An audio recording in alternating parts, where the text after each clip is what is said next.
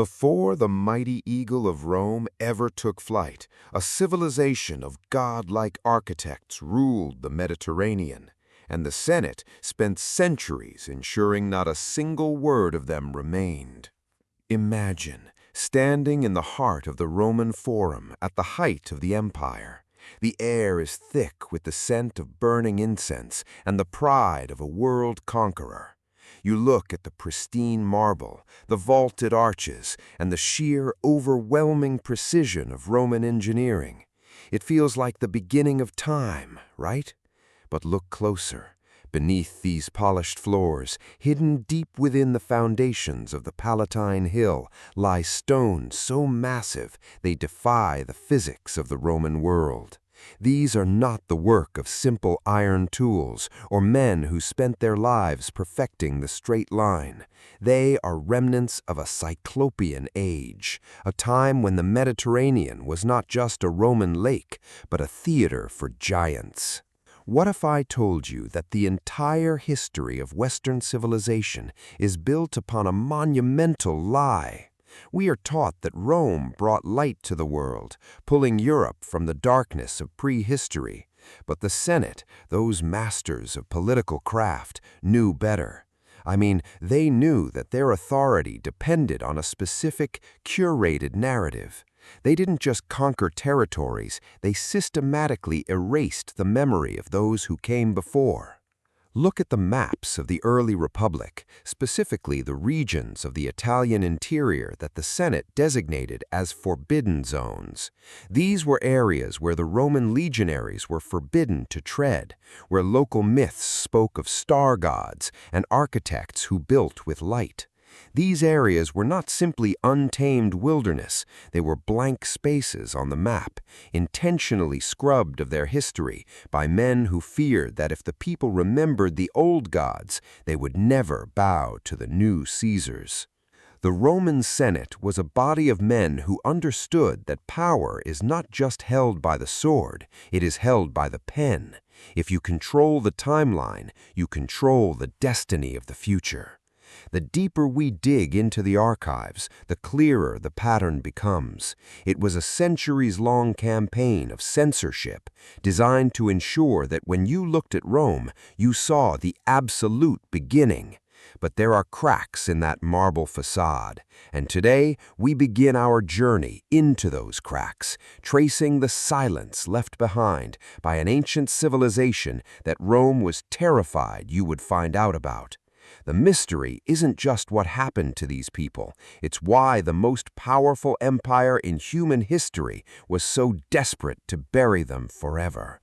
The history books, neatly bound in leather and polished for the classroom, offer a charming, if convenient, genesis. We are told the story of Romulus and Remus, the twin sons of Mars, suckled by a she-wolf and destined to carve an empire from the mosquito-ridden marshes of the Tiber.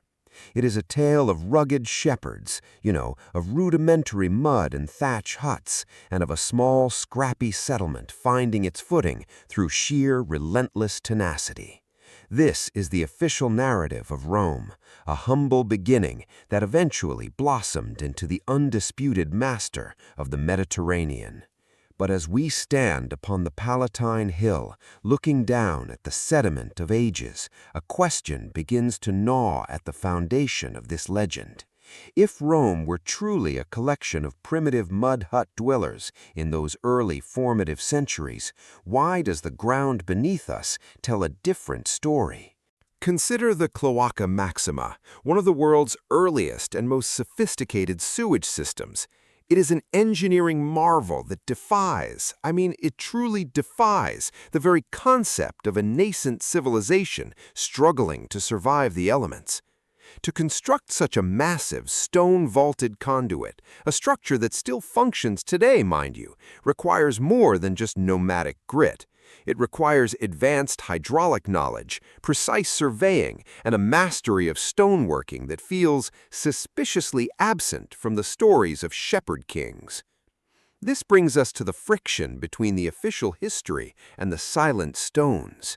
The archaeology of Rome is riddled with these anomalies, technological imprints that appear fully formed, as if the civilization didn't grow from the mud, but rather inherited a landscape already defined by a lost superior hand. We are taught to look at the ruins of Rome and see the ingenuity of the Romans alone.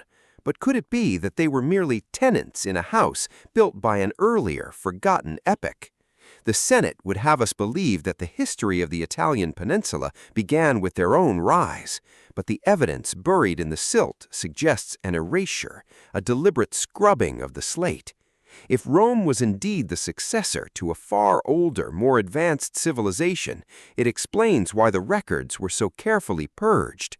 But if they didn't build the foundations they claim to have laid, then who did? And more importantly, why were the Romans so terrified that we might finally recognize the true architects of the ancient world? To understand the silence, you see, you must first understand the men who orchestrated it. Step inside the Curia Julia, where the air was thick with the scent of burning cedar and the stifling weight of absolute authority. These were not merely politicians governing a nascent republic. They were the self-appointed gatekeepers of reality. They understood a fundamental, dangerous truth, that history is not a collection of facts, but a tool of statecraft. If Rome was to become an eternal empire, it could not afford to be merely a successor to something greater. It had to be the origin point.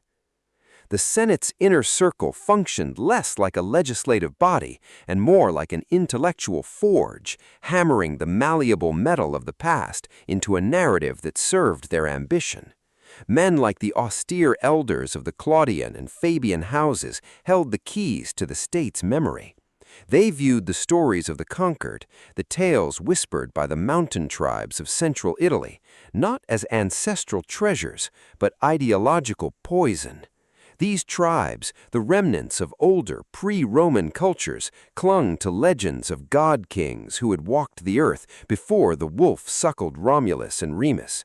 They spoke of sophisticated irrigation, of stone structures that defied the primitive tools of the era, and of a lineage of power that predated the foundation of Rome by centuries. To the Roman Senate, these accounts were an existential threat. They threatened to relegate Rome to the status of a secondary civilization, a mere occupant of lands where giants had once walked. So the systematic erasure began. It was a cold, calculated operation. The Senate dispatched magistrates to the provinces, not just to tax the land, but to conduct an audit of history. Priests were bribed, or in cases of resistance, removed entirely, their oral traditions severed from the generational cord. By replacing these indigenous myths with the state-sanctioned legend of the founding twins, the Senate effectively lobotomized the cultural memory of the Italian peninsula. They didn't just conquer the bodies of these people, they occupied their minds, rewriting the prologue of humanity to ensure that all roads and all truths eventually led to Rome. Yet, as these architects of silence meticulously scrubbed the past, they made a critical error in their calculations, right? They believed that by burning the scrolls and silencing the elders, they could erase the physical footprint of what came before. But what happens when the very ground beneath the forum begins to betray their narrative? Why were they so desperate to conceal the architects of the megalithic foundations upon which they built their most sacred temples? The answer lies in a discovery that was meant to stay buried, one that suggests Rome was not a founder, but a scavenger of a lost, far more advanced epoch. The deeper we descend into the bedrock of the eternal city, the more the official narrative begins to fracture. Beneath the polished marble and the grandiloquent rhetoric of the Roman Republic, there exists a physical dissonance. You know, the kind that no historian has been able to reconcile. Walk with me to the foundations of the Temple of Jupiter Optimus Maximus. Look past the layers of Roman debris, and you are confronted with something that simply should not be there. Embedded in the earth are massive, multi-ton polygonal blocks. They are cut with a mathematical precision that defies the capabilities of the Iron Age tools available to the early Romans. I mean, these are not the modest sun-dried bricks of an emerging city-state. They are megalithic behemoths, fitted together with such seamless artistry that, honestly, a blade could not slide between the joints. This is a technology of giants, a hallmark of an architectural pedigree that belonged to a world Rome could not and would not claim. We see the same anomaly along the Sacred Way. The Romans, masters of engineering, built their own structures directly onto these ancient, weathered platforms. It is as if they were building a bird's nest atop the spine of a sleeping titan. These massive stones bear the scars of a civilization that possessed a command of geology and physics long before the first Romulus was said to have looked upon the Tiber. The discrepancy is glaring, right?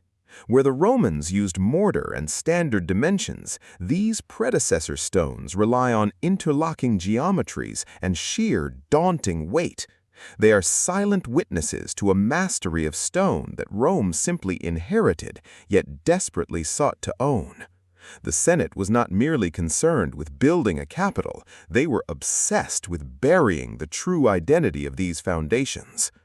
Why was there no mention of these pre-existing structures in the state archives?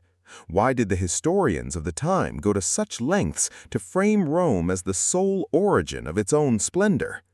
Perhaps because to acknowledge the true builders of these foundations would be to admit that Rome was not the beginning of civilization, but a scavenger living in the ruins of a far more advanced, lost epoch.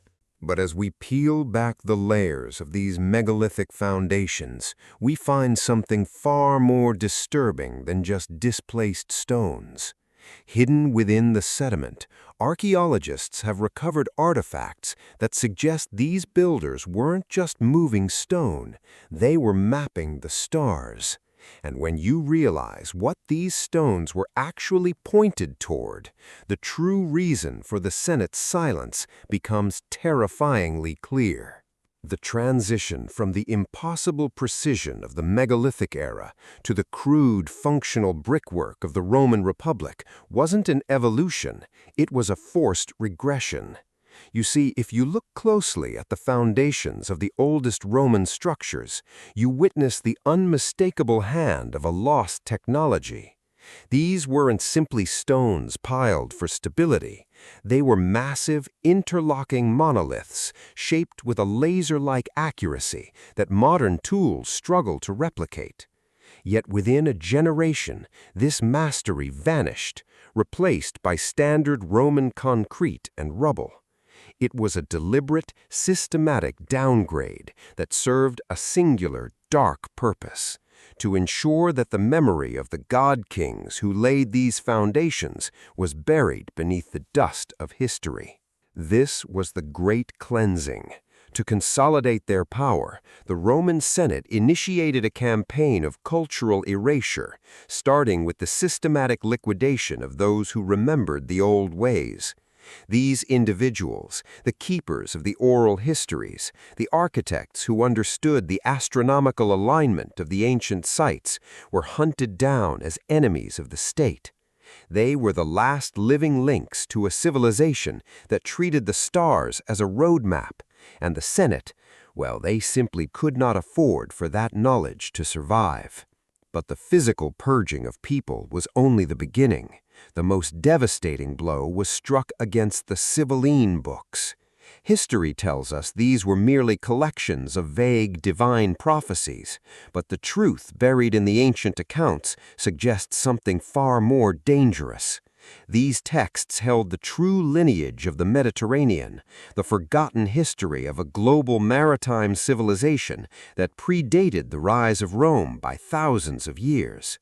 When the order came to purge these records, the Senate wasn't just burning scrolls, they were performing a total lobotomy on the collective consciousness of the Italian peninsula.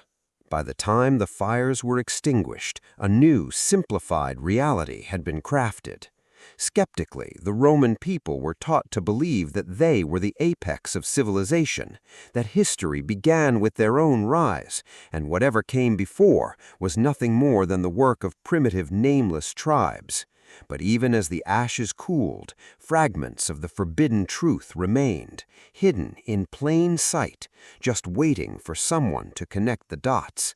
And just as the Senate convinced themselves they had successfully silenced the past, a single overlooked discovery deep within the vaults of a peripheral temple proved that they had missed the most critical piece of the puzzle, a secret that, if revealed, would have shattered the very foundations of the Roman Empire. The ashes of the ancient libraries had barely settled before the Roman Senate began their most ambitious project, the architectural reconstruction of reality itself. You see, they understood a fundamental truth that modern history often overlooks. If you cannot eradicate a memory, you must reinvent it. And so the era of the giants and the age of the masters were not erased. They were carefully, surgically transformed into the stuff of legend.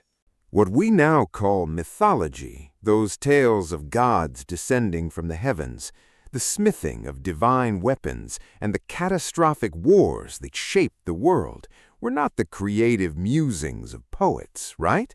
They were the distilled, fractured memories of a civilization far more advanced than Rome could ever hope to be. The Senate recognized that if they left these stories as historical accounts, they would remain a benchmark of technological progress that the Roman people would inevitably seek to replicate. By rebranding them as divine, they effectively locked that knowledge away behind a veil of superstition. Consider the artifacts that defied the logic of the time. When a Roman official stumbled upon a relic of impossible precision, a gear system that should not have existed, or a metal compound that resisted the hammer, they did not catalog it as science. They consecrated it. It became an object of the gods, a sacred talisman that only the state and the priesthood were permitted to guard. By turning lost technology into a holy relic, the Senate successfully stripped away its practical application. I mean, you do not study the physics of a gift from Jupiter. You bow before it, pray to it, and ensure that no common man ever learns how it was forged. This was the masterstroke of their social engineering. They created a culture where curiosity was replaced by reverence, and where the pursuit of ancient understanding was effectively rebranded as blasphemy. Every time a Roman citizen looked up at the stars and told a story of the gods in their chariots, they were unwittingly echoing the technical capabilities of a lost age, while simultaneously ensuring that no one would ever attempt to bridge the gap between myth and reality. But even as the Senate consolidated this new controlled history, they had overlooked a critical contingency. Deep beneath the foundations of the Temple of Saturn, hidden behind a series of secondary walls that the excavators of the era never dared to breach, sat a series of records that didn't just contradict the state narrative, they proved that the gods hadn't left by choice. And what was written in that vault suggests that the Roman Senate didn't destroy these records out of fear of the past, but out of a desperate, terrifying need to hide who or what was still coming back. By dismantling the truth of our past, Rome ensured we would forever look at their ruins as the beginning of time. They carefully curated the history books, scrubbing away the ink of the ancients until only the grandeur of the empire remained, standing atop a foundation they claimed to have built from nothing. But when we look at the precision of the stones, the impossible geometry, the weight of blocks moved by means we still cannot replicate, we aren't seeing the rise of Rome. We are seeing the final fading echoes of a world they were desperate to consign to oblivion. You see, the Roman Senate was not merely a governing body, it was a curator of reality. By ordering the destruction of the prehistoric records, they weren't just erasing history, they were insulating their citizens against the terrifying realization that civilization had flourished, reached heights of godlike knowledge, and subsequently collapsed long before Romulus ever drew his first breath. Rome was not the dawn of humanity. Rome was the scavenger, picking through the bones of a giant. The silence that now emanates from the Colosseum and the Pantheon is not just a byproduct of time. It is the intent of the architects who came after the fall. They wanted us to believe that progress is a straight line, right? Rising steadily from the primitive to the present. But if the greatest empire in history was built on a lie, we have to ask ourselves, what else is hidden in the bedrock beneath our feet? What knowledge has been intentionally buried to keep us looking at the surface, never questioning the structural integrity of the history we are taught? When you walk through the ruins today, look past the gleaming marble and the romanticized pillars. Look at the foundation stones that predate the empire. You are staring at the ghosts in the stone, the remnants of a forgotten epoch that Rome tried to steal for itself. The past is not a story that is gone.